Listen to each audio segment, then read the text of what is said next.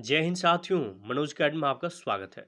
आज के वीडियो में हम गोस्वामी तुलसीदास जी की संक्षिप्त जीवनी के बारे में जानेंगे, जो कि हिंदी साहित्य के एक महत्वपूर्ण विषय है। गोस्वामी तुलसीदास जी अपने रामचरितमानस की रचना से काफी विख्यात हुए। साथियों, आपको ये बता देना चाहता हूँ कि जितने भी कवि पहले के हुआ करते थे, वो अपने बारे में ज्यादा नहीं लिखते थे, लेकिन गोस्वामी तुलसीदास जी ने अपने बारे में कहीं कहीं कोई कोई पुस्तक में लिखे हैं।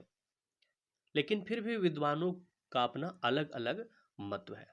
तो वो भी मैं बताऊंगा कि इनके जन्म स्थान और जन्म तिथि को लेकर विशेषता काफी अलग अलग मत है विद्वानों का, वो आपको मैं बताऊंगा। आज का जो जीवनी गोस्वामी तुलसीदास जी के बारे में बता रहे हो, उनकी ही जो पुस्तक है रामचरितमानस में, उन्हीं में लिखा हुआ है। उसी को आपको ये बताऊंगा, जीवनी जो दिया हुआ है फ्रंट पेज पे, वो आपको मैं बता रहा हूँ। तो देखिए, शुरुआत होता है यहाँ से इस तरह कि प्रयाग के पास बांदा जिले में राजापुर नामक एक ग्राम है। ध्यान दीजिएगा, राजापुर नामक एक ग्राम है। कहीं कहीं आपको सोरो एटा डिस्ट्रिक्ट देखने को मिल जाएगा। अब क्या करें कि वहां आत्माराम दुबे नामक एक प्रतिष्ठित सरयू पारिण ब्राह्मण थे। उनकी धर्म पत्नी का नाम तुलसी था। अब आगे देखिए, आगे है कि संवत 1554 के श्रावण शुक्ल सप्तमी के दिन मूल नक्षत्र में इनके दंपति के यहाँ 12 महीने के गर्भ में रहने के पश्चात गोस्वामी तुलसीदास जी का जन्म हुआ। देखिए यहाँ पर जो दिया हुआ संवत 1554। अब ये इसमें काफी मतभेद है, अलग अलग विद्वानों का अलग अलग मत है। इसमें से तीन विद्वान, यानी कि तीन का जो, ये तीन ग्रुप में बटे हुए। एक तो है 1554 को मानने वाले, एक तो है 1589 को मानने वाले, और एक तो है 1599 को मानने वाले। जो कि ज्यादा सटीक जो है 1589 को ही लोग मानते हैं। लेकिन रामचरितमानस की जो पुस्तक है उसमें ये 1554 इसमें संबद्ध दिया हुआ है। अब देखिए, कोई भी बालक का जन्म होता है तो हम जानते हैं कि 9 महीने गर्भ में रहने के पश्चात वो बच्चे का जन्म होता है। लेकिन यहाँ पे दिया हुआ है कि 12 महीने में, ये काफी अपने आप में विशेषता हो जाता है कि 12 महीने में गोस्वामी तुलसीदास 12 महीने गर्भ में रहे थे, उसके बाद उनका जन्म हुआ था। और कहा जाता है कि गोस्वामी तुलसीदास जी का जन्म जब हुआ तो वह रोए नहीं, बल्कि उनके मुख से राम का शब्द निकला। संभवतः ऐसा होता है कि जब बच्चा जन्म होता है तो रोता है, लेकिन तुलसीदास जी रोए नहीं, उनके मुख से राम का शब्द निकला। और जब उनका जन्म हुआ तो बच्चे को हम जानते हैं कि कोई दांत नहीं होता है जन्म के समय में, लेकिन उसके मुख में पूरा 32 के 32 दांत उसके मुख में थे, जो अपने आप में एक अद्भुत है। अब देखिए, और उनके जो शरीर का जो बनावट था, ऐसा लग रहा था जन्म के समय कि मानो कि वो 5 वर्ष का बालक हो। ये 5 वर्ष का बालक की जैसा दिख रहा था। और इस प्रकार के अद्भुत बालक को देखकर पिता को अमंगल की आशंकाओं से भयभीत हो गया और उनके संबंध में कई प्रकार की कल्पनाएं करने लगे। माता हुलसी को यह देखकर बड़ी चिंता हुई। उन्होंने बालक के अनिष्ट आशंकाओं के कारण 10वीं की रात को नवजात शिशु को अपनी दासी के साथ उनके ससुराल भेज दिया, और दूसरे दिन स्वयं जो उनकी माता हुलसी थी, वह इस संसार से चल बसी। अब दासी जिसका नाम चुनिया है, अब कहीं कहीं इनका मुनिया भी लिखा रहता है, ये ध्यान दीजिएगा। तो दासी का नाम चुनिया था। बड़े प्रेम से बालक का पालन पोषण किया। जब तुलसीदास लगभग 5.5 वर्ष के हुए तो चुनिया का भी देहांत हो गया। अब तो बालक अनाथ हो गया, द्वार द्वार भटकने लगा।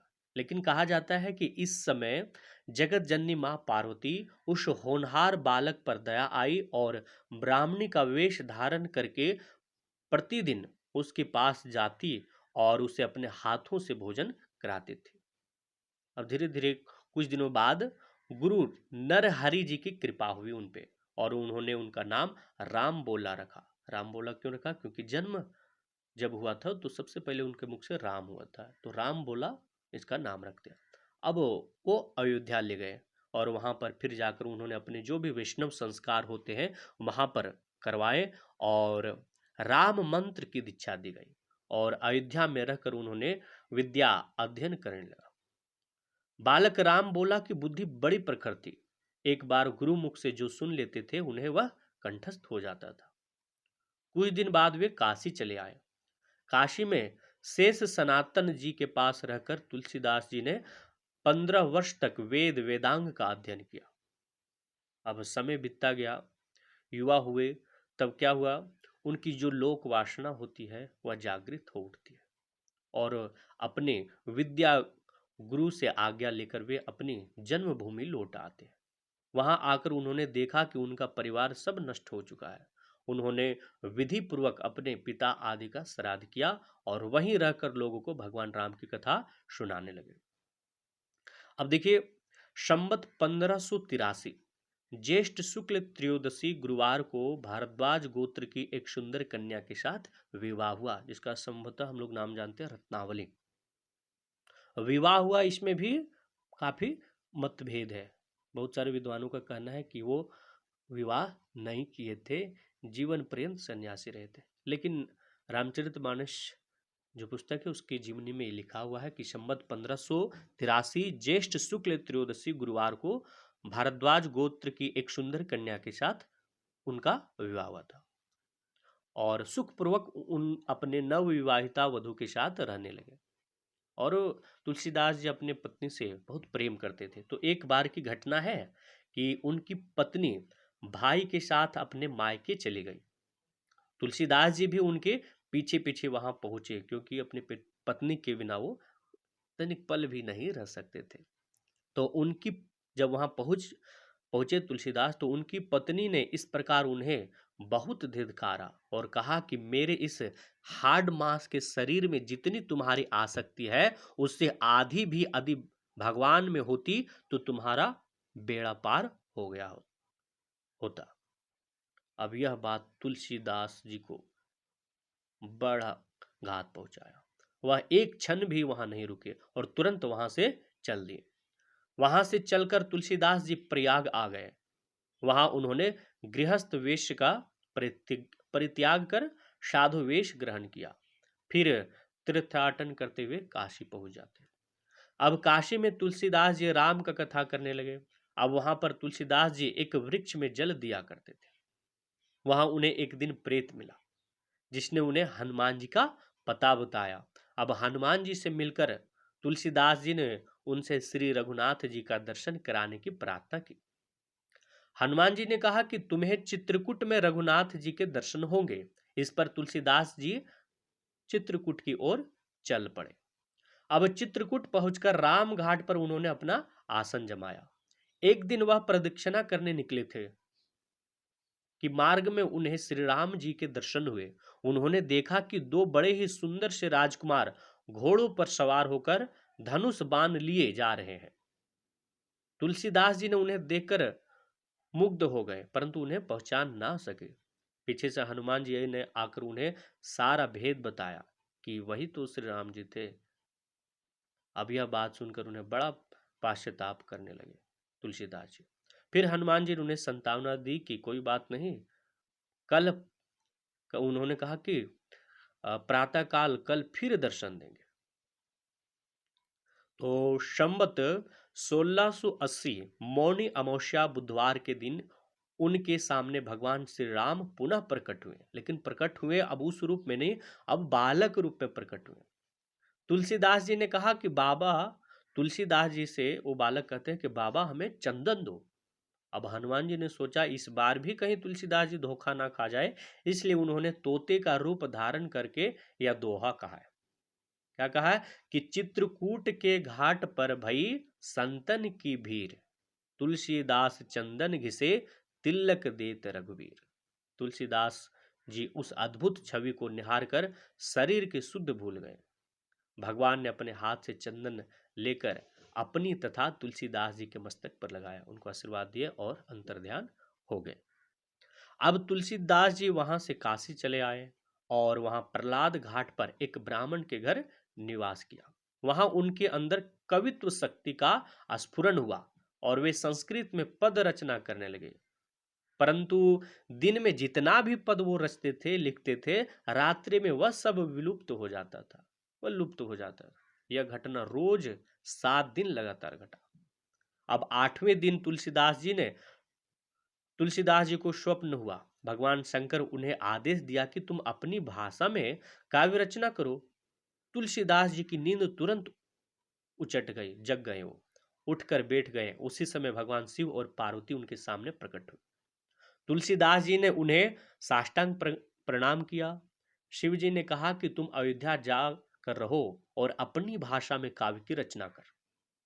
मेरे आशीर्वाद से तुम्हारी कविता सामवेद के समान फलवती होगी। इतना कहकर गौरीशंकर अंतर्ध्यान हो गए। तुलसीदास जी उनकी आज्ञा सिरोधार्य कर काशी से अयोध्या चले आए। संबत देखिए, संबत 1631 का प्रारंभ हुआ। उस साल रामनवमी के दिन प्राय वैसा ही योग था जैसा त्रेता युग में राम जन्म के दिन था। उस दिन प्रातः काल श्री तुलसीदास जी ने रामचरितमानस की रचना का प्रारंभ कर दिया और 2 वर्ष 7 महीने 26 दिन में ग्रंथ की समाप्ति हुई। संवत 1633 के मार्गशीर्ष शुक्ल पक्ष में राम विवाह के दिन तुलसीदास जी ने अपने 7 कांड जो है वो पूर्ण कर लिए। इसके बाद भगवान की आज्ञा से तुलसीदास जी काशी चले आए। वहां उन्होंने भगवान विश्वनाथ और माता अन्नपूर्णा को श्री रामचरितमानस कथा सुनाई।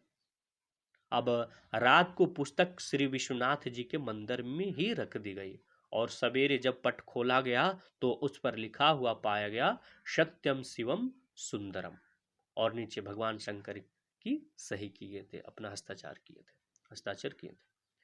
इधर पंडितों ने जब यह बात सुनी तो उनके मन में ईर्ष्या उत्पन्न हुई। वे दल बांधकर तुलसीदास जी की निंदा करने लगे और उस पुस्तक को भी नष्ट कर देने का प्रयास करने लगे। उन्होंने तो पुस्तक चुराने के लिए भी 2 चोर भी भेजे। चोरों ने जाकर देखा कि तुलसीदास जी के जो कुटी के आसपास 2 वीर धनुष बाण लिए पहरा दे रहे। बड़े ही सुंदर श्याम और गोर वर्ण के थे। उनके दर्शन से चोरों की बुद्धि शुद्ध हो गई।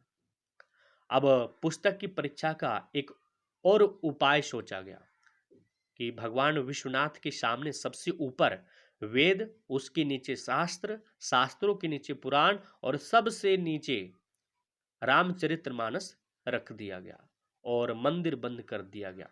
प्रातःकाल जब मंदिर खोला गया तो लोगों ने देखा कि श्री रामचरितमानस वेदों के ऊपर रखा हुआ है। अब तो पंडित लोग बड़े लज्जित हुए।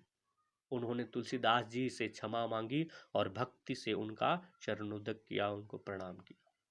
संवत 1680 सावन कृष्ण तृतीया शनिवार को 80 घाट पर गोस्वामी जी ने राम राम करते हुए अपने शरीर परित्याग किया।